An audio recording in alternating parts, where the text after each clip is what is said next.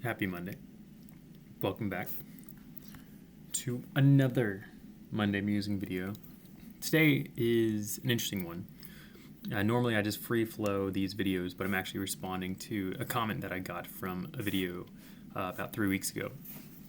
I might do an expanded version of this later that's more well thought out and planned, but I felt like it was actually pretty good for just a Monday video, so I actually chose not to prepare anything because I wanted it to be more free flow like these videos are. But big shout out to, I'm going to read this, one of my viewers, Syntax84, has watched a lot of these videos, commented on a lot of the videos, and overall just someone that I very much appreciated their engagement on this channel and with this community. So I wanted to address it. I'm not going to read out the entire comment, but I want to acknowledge the core of the question. But the inquiry here was about me as a therapist and candidness for just anything I may have struggled with and how I've handled it or overcome it. And the idea here, as I understand, being that when you're sitting across from a therapist, there might be some level of intimidation, or there might be some question about what this person is. Do they really have it all together? This kind of idea. So I wanted to address that because a lot of therapists don't have it all together, and I would actually go so far as to say many therapists don't have it together so much that I actually question their ethical responsibility to even take the job on in the first place. I think this field is full of a lot of broken people trying to heal themselves, which I think is actually honorable in a lot of ways.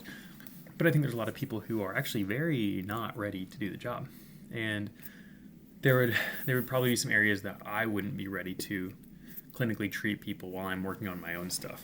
And I think that's an important thing to be aware of, which is also why I don't think it's inappropriate when people are calling in to inquire about therapy for them to ask some personal questions of the therapist, including their experience and things they've maybe gone through. There's some personal lines there, of course, but from a clinical perspective, we like to know that we've worked through it. The example I use is, I probably would not hire someone who's unfit to be my personal trainer.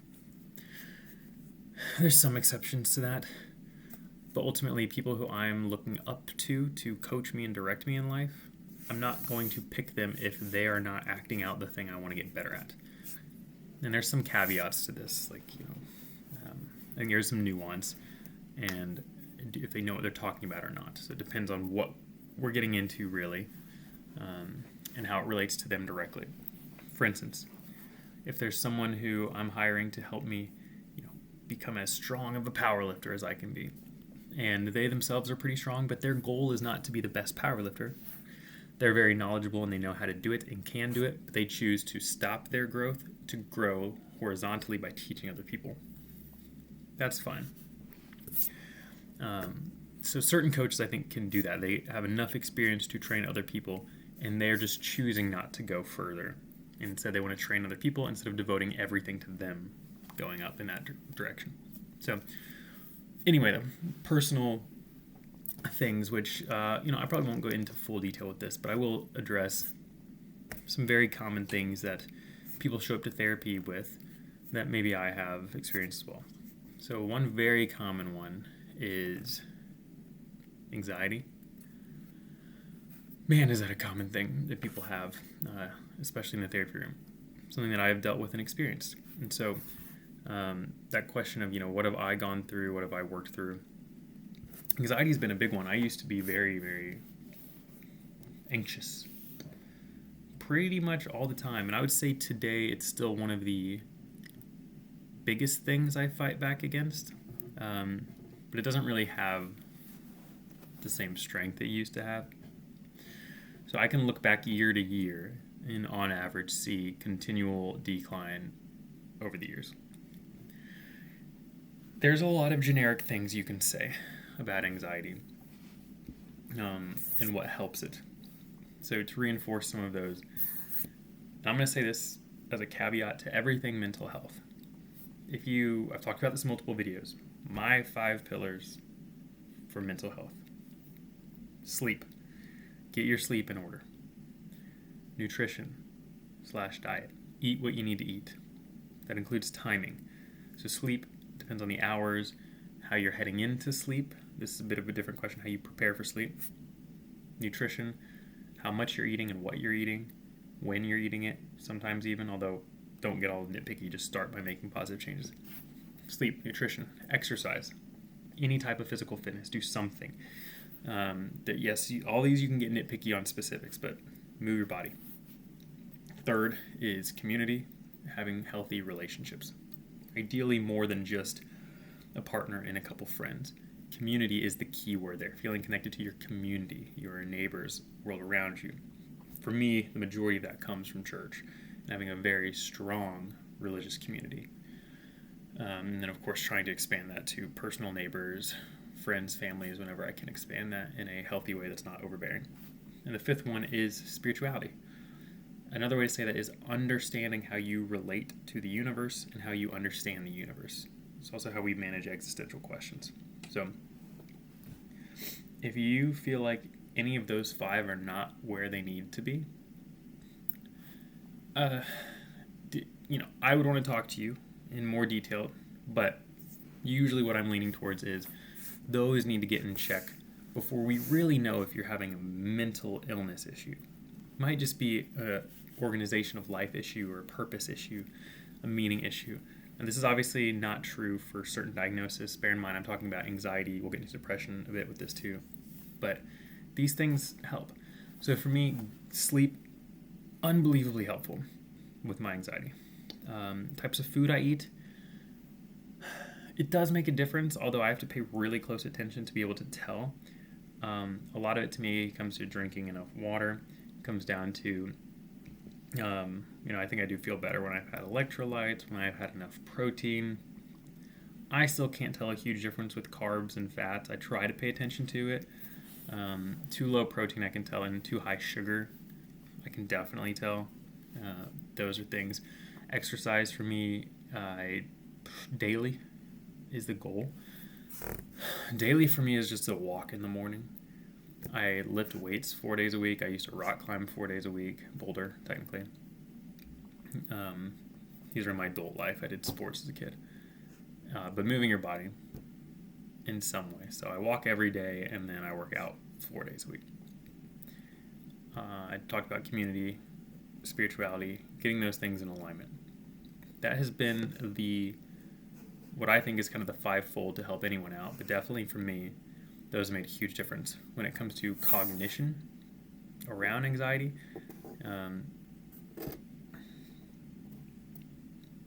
Really, this is probably one of the hardest things to do, is change the way you think.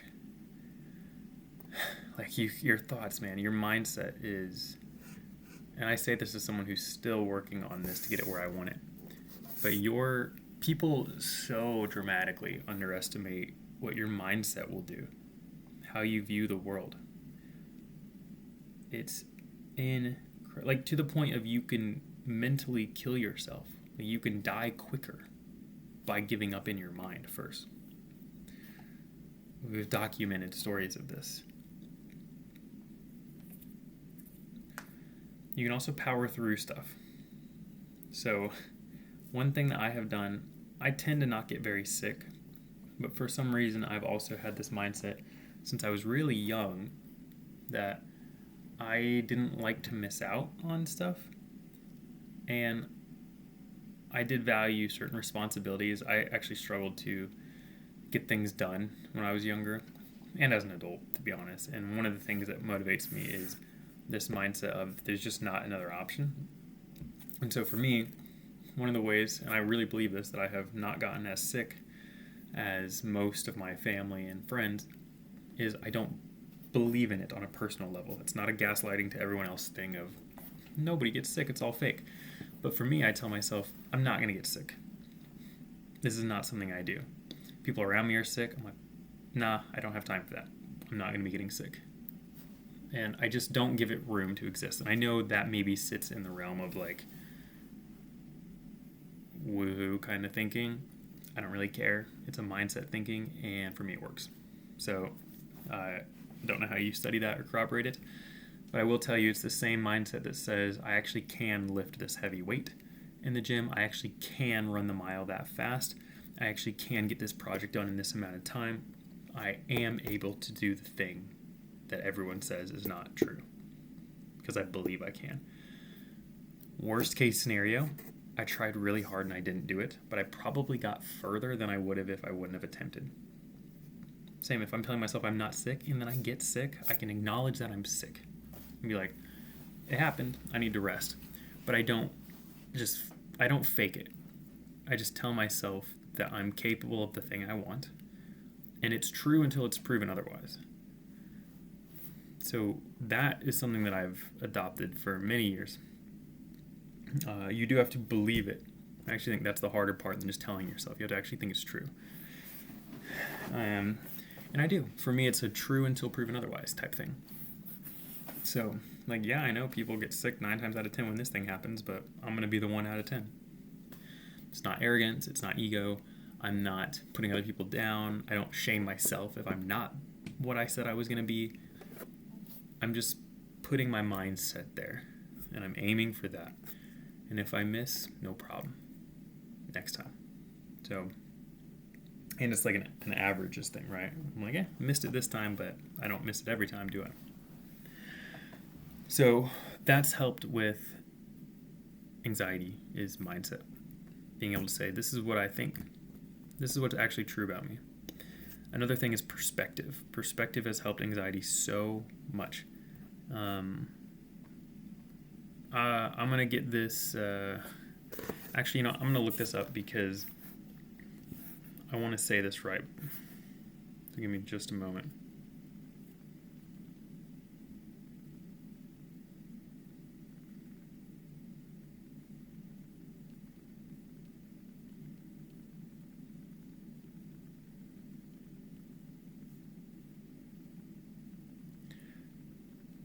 Perspective is what we're talking about. So, understanding the world is bigger than you. Okay? I want to read this stat to you. If you look around you and you are just not happy with the way things are, we're usually comparing to something that we think we're lacking. So, it's important to acknowledge that almost every single person alive on the planet today has it better than people did a couple hundred years ago. Even the way you live now, if you are listening to this from a first world country, you're living better than royalty lived years ago. There's some caveats to that, like you might not have people serving you, but you probably have a warm/cold room whenever you want it. You can prepare fresh meals all the time. You maybe can pay to hire some level of help around the home. You're less concerned about diseases killing you, more than likely, less concerned about your family and kids dying, more than likely. You're not probably concerned about people assassinating you to take your title. You have it unbelievably well if you're first world. Third world even has it better than third world in the past. This statistic is helpful for me. If you make, we're giving rough numbers here, 60,000 American dollars a year or more, that puts you in the top 1% of earners globally. So people talk about the 1% in America. It's like, if you make 400,000, you're in the 1%. And we have these opinions of like, you guys are greedy, you're selfish, you should give back. If you make over 60,000 a year in America, you're in that same 1% category, adjusted globally. So we have this tendency to think, this is what I have, that's what they have, and because I see a disparity, that's not good, and now I'm the victim. But in reality, you're the disparity if you make over 60,000 a year. You're the same 1% that you don't like in this country when you think of the world. Why aren't you sacrificing less? Why aren't you moving in with your family and friends and combining your resources and making sure that those less fortunate have it overseas? We have a high tendency to make sure we're always projecting problems onto other people. Well, them, and it's so destructive. It doesn't mean real problems don't exist. Are there legitimate issues to talk about with people having billions of dollars of wealth? I think there are some real conversations that we can be having. The issue is, are we having real conversations, or are we playing a victim/blame game with people? that game is self-destructive. It kills you, your friends, your family, your spirit, probably the people you're mad at too. Being jealous and envious and angry at those who have it better than you while acting like you're suffering is often a complete disregard to the people who have it worse than you. Now, that doesn't mean we disregard real suffering. For instance, when I'm having a rough week, it is real and it is rough. Okay? I've lost loved ones before and had to go through that grief process. I am well within my right to grieve that and struggle. I also am within my right to recognize, thank God I have people around me to help me. Thank God I can take off work and not worry about paying the bills to grieve a little bit. Thank God I had that time with these people I love that I can grieve them so heavily. And it's not dismissing the bad. It's saying, I'm still grateful for what I have, regardless of this horrible moment, while also still recognizing that this is awful. Right? If you make more than $60,000 and you're in that 1% global and your car breaks down and it's going to be like an $8,000 repair or a new car, it's okay for that to be a struggle. And for you to be like, what do I do? I don't know where the money's going to come from. That's okay. Just, you don't have to feel bad about that. There are people who will never drive a car because that money doesn't exist for them. There's also someone in your same country, probably in your state, that has 20 cars and could afford to buy 50 more. Both can be true at the same time. But perspective is so unbelievably helpful. And I try to use it as often as I can, especially when I'm getting critical or judgmental or upset. Whenever something's bothering me. Thank God I have something like this that does bother me. I have loud next door neighbors right now. Hypothetical. My next door neighbors are pretty alright. I do get loud noises outside though, because we're close to our apartment's entrance, like building entrance, or lobby noises. Those get frustrating. What would be more frustrating is if certain noises that were happening outside my home cued a need to have a gun ready and tell my family to get in the closet. I don't have to live that way. I don't have to hear sirens go off and make sure I can get my family to a bunker or shelter. The only sirens I have to worry about is when the tornado sirens go off once a month and it kind of hurts our ears when we shut the window. You know, I can be genuinely annoyed at the lobby noise, but it's important for me when I can do this well to hear that noise, have that annoyance moment.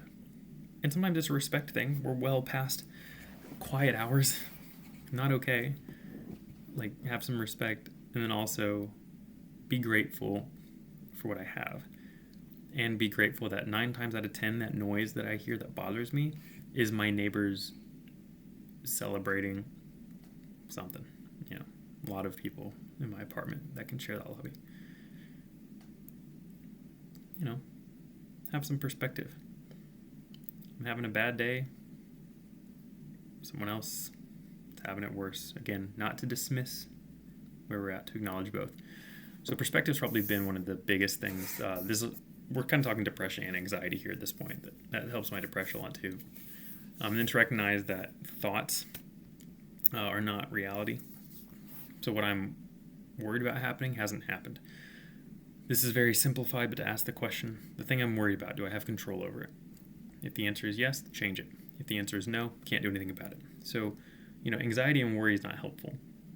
One of my favorite stories to read is the Sermon on the Mount, found in Matthew chapter 5.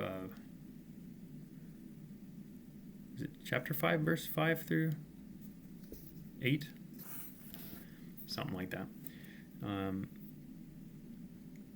That specifically has a section in it on anxiety and worry that I think is fantastic. Oh, yeah, that's why I blanked. Chapters 5 through 7. And I was like, why am I saying verse? Yeah, chapters 5 through 7. Obviously, it's long. There's a line in there where Jesus talks about not worrying. Don't be anxious for anything. And he's referring to clothes and food. But he also says be anxious for nothing. Sufficient enough are the worries of today. Don't worry about tomorrow. I think it's also mentioned there or later in one of Paul's letters, I can't remember, that no one has gained a year of life through worry. It doesn't really help. We can be thoughtful and considerate of the future and be a little preoccupied about things that need done, but worry is not helpful. If you're finding yourself worrying and the question of control doesn't make a difference, then maybe look at the question of what am I doing with my life that makes me feel like I'm not living it well? Because oftentimes it's coming with a fear of our quote-unquote world ending. Now, sometimes that's literal. I'm afraid of dying. Sometimes it's figurative in terms of if I don't make enough money, I'm dead. Or if I don't prove this point, my character is dead. Or I'm philosophically or existentially dead. Those are real deaths because they're part of who we are. Sometimes that's the answer. And it's like, okay, well, now we've gone back to that question of what's in your control. Change who you are. Change what you're doing. So these things have been very helpful for me. And pretty much everything I've said right now are things that I'm still working on. But I just get better constantly at them. And some of it for me has been hormonal, and I want to acknowledge that. Or I say hormonal, like chemical. There's certain things, I've dealt with depression a lot. I have days that just, I can't put my finger onto why I just feel depressed. Those days suck. I pay attention if they stack on themselves, but usually if I do my 5 pillars like I talked about, engage with all of them specifically. Get better sleep, make sure I'm exercising, eating well, engaging with the people that I trust to care for me, and engaging with my faith. Within a couple days that corrects itself. So not everything needs an answer, and I think our desire to know everything will actually hurt us more than help us. I think we should explore and be curious and go on adventures of discovery, but we shouldn't make that our God and the only thing that matters. Sometimes we just live with what we got.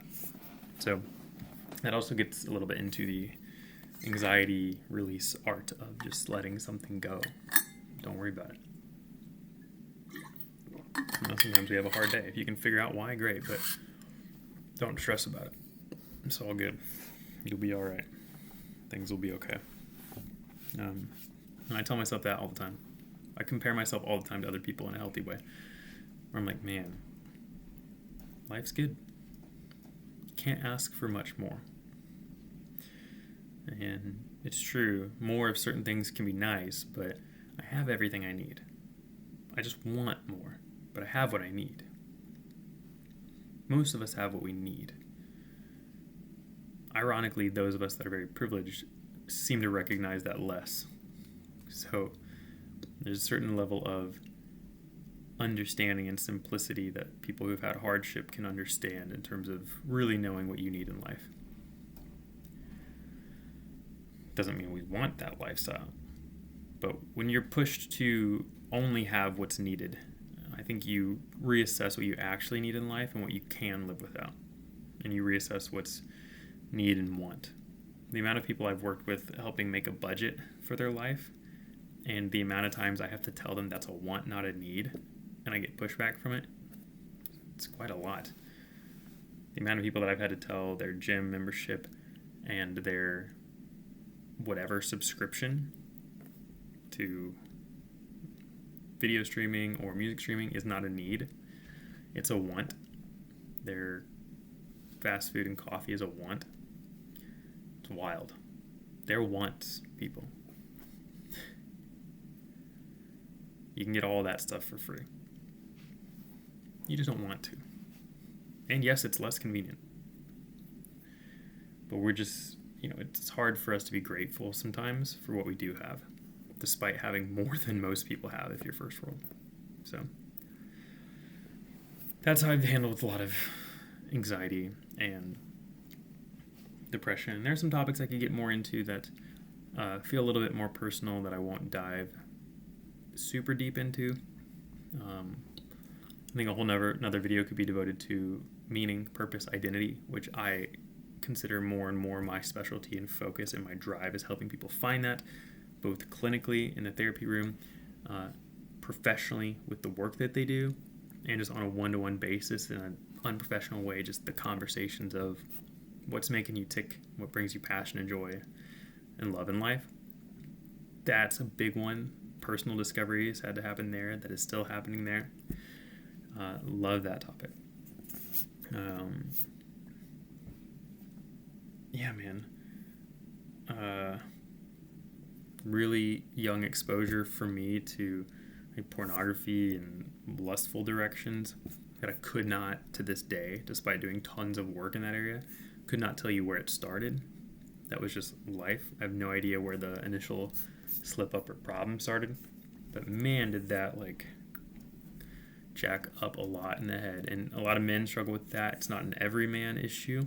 I'm going to push back on that narrative. Some people say everyone deals with it and you just live with it. Not true. Not everyone deals with it. Also not true that you just have to live with it.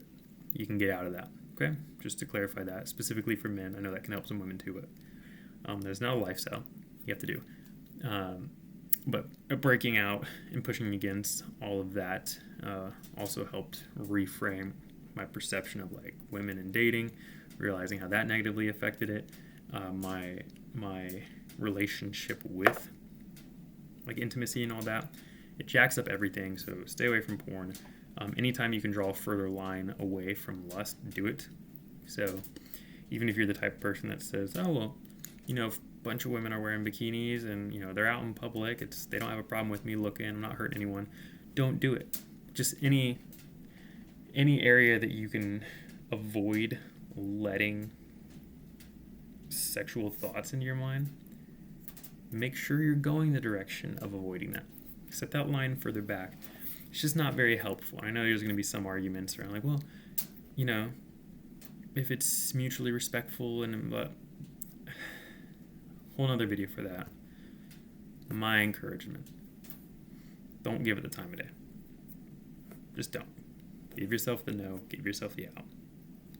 Again, not going to go into that for me. But I will tell you, anything that sits in the realm of like addiction or your brain having been hijacked in some way, working on attachment and identity are going to be huge. You're redefining self when these things ingrain into you and try to take hold of we are this vice and this evil. You have to start to sever that fully, and you're going to cut off parts of yourself that feel safe and familiar because they're tumors and they're infecting and destroying your life. So attachment work and identity work, and with that will come community work. That's why we do group classes and things like AA for alcoholism and stuff like that. That's what's going to help a lot. And then I came from a split household as well, and that's another long story. So working with divorced or split household families, violence, stuff like that, I can do a lot of work in that because a lot of that broad umbrella category I know firsthand, either directly personal or directly with family. And then a lot of my friend group growing up was dealing with some stuff. So yeah, and a big way to heal that again is everything I've just said. Like, work on those pillars, especially community and spirituality and faith when it comes to relational damages from other people. And not rooting yourself in where you came from there and learning how to forgive and to accept a situation. Oh my gosh. If you can accept that something is the way it is and then forgive, so hard. But man, the release is there. And forgiveness does not mean permission, and it is not a declaration of the thing that was done being okay. It is just saying, by me forgiving the person, I'm saying I am not letting my heart ache in an effort to have a debt paid back to me. The debt is paid. I'm wiping your evil away, and I'm severing from a need for you to fix that. Go do that over there. Or when repair happens, we can consider that. I have forgiven and we can reconnect. Depends on the scenario. To release. Acceptance helps a lot of things. It's the start of every change, is full acknowledgement and acceptance of what's actually real with the scenario. So helpful. Yeah. This is going to be a long video at this point, so I'm going to slow it down. I love the question. I appreciate the question. I'm grateful for the question. So that was 2. Syntax 84 for the idea. Again, I didn't prepare, so I'm sorry for that pause that was there earlier. I wanted to get that stat figured out. But yeah, I like to tell people I'm an open book, but I still think certain things are private. I held the reins there. Everything I shared here, I would share with pretty much everyone. So, yeah, hopefully that's helpful. And no, not every therapist has it together. I do think a therapist should have a lot together, frankly. If you're going to be teaching other people how to do it, you probably need to have gone through a lot of it. And the active struggle you're working on is relevant to the ability to care for someone else properly. I do believe that. Where exactly do we draw that line? I don't know. That's why things like supervision and active discussion and development in community with other people is extremely helpful. They can call it blind spots. They can tell you when you're not ready to do something. They can encourage you into doing something that you don't feel great about, but your whole group says you are ready.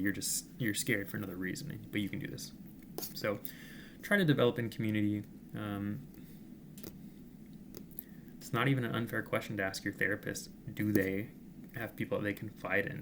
Do they still develop themselves? Especially clinically licensed therapists like myself who aren't required to have supervision. Do you still do supervision just because you think it's helpful? Do you still bring clinical ideas to other people? Obviously, these are going to be HIPAA compliant at that point. What does your personal development and professional development continue to look like? To know that I will never stop growing is both like a oof, but also so exciting. I'm 30. The thought of like how mature I'll be at 40 and where I'll grow to is really cool to me because I know I'm going to keep pushing that direction. If you're regressing, that'll scare you because you're like, oh no, how low will I be? But if you're pushing forward at all, even baby steps, the next 10 years, you will have progress where when you look back, you'll go, whoa. When I look back at 20 right now, I'm embarrassed of a lot of it. It is what it is. I'd rather have been more mature at the time. And, wow, the stuff that I'm probably doing today, that 40-year-old me is going to be like, dude, come on. But also I'm trying to make future me proud of the work that I'm doing. So, yeah, wonderful question. Thanks for the engagement. Like always, share your thoughts, engage in the comments. I love it. And as you know, the channel is still small enough that I respond to pretty much everything. I think the only things I don't respond to are comments that I don't fully understand. But even then, I try to just say, thanks for commenting. So, yeah, that's it for today. Happy Monday, everyone, and I will see you next Monday.